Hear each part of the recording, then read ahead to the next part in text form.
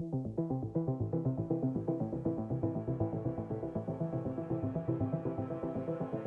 wouldn't undo what I did. That's the sickest.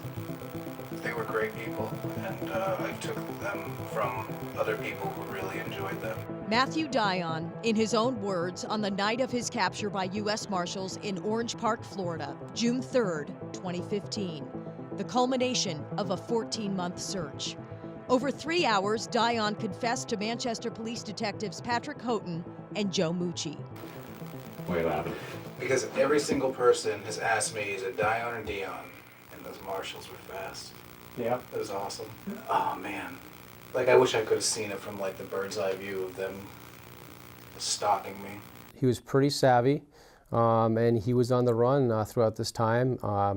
Took a lot of steps to avoid law enforcement detection. At the request of Manchester police, U.S. Marshals in New Hampshire joined the investigation the day the homicides were discovered.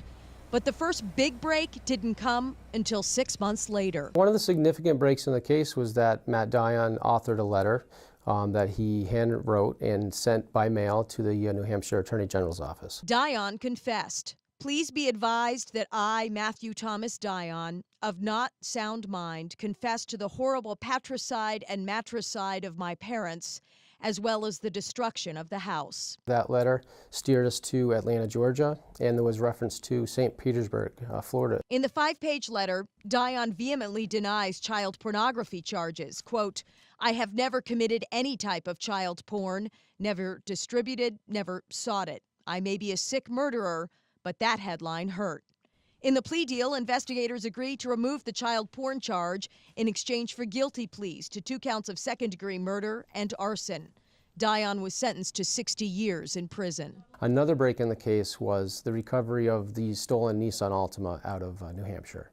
And that was in St. Petersburg, Florida. My car broke down. My mom's car broke down. And used her ATM card to withdraw $300. Another crumb for investigators. And now, Dion, who went by the name Cameron while he was on the run, burned a bridge with the family in Florida who'd taken him in. He stole a car, a handgun, more cash, and fled. Manchester detectives try to keep the focus on what happened the March day Dion set the house on fire. I didn't even feel the guilt of what I did to my parents. I felt the guilt of what if one of those guys got hurt.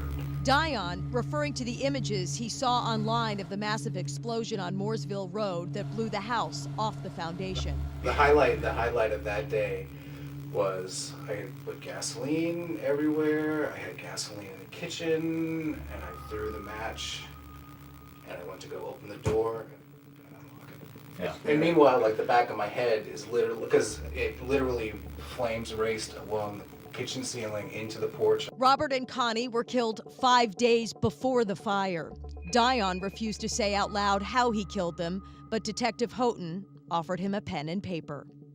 Quote, I used a piano string cordage on my father attached to a bolt and a screwdriver for grip. After a brief struggle, I used a metal folding chair to strike blows to his head. I strangled my mother at the kitchen table with a green thick wire spool from the basement. I have one more question for you. Yeah, sure. Tell me you won a hockey game tonight.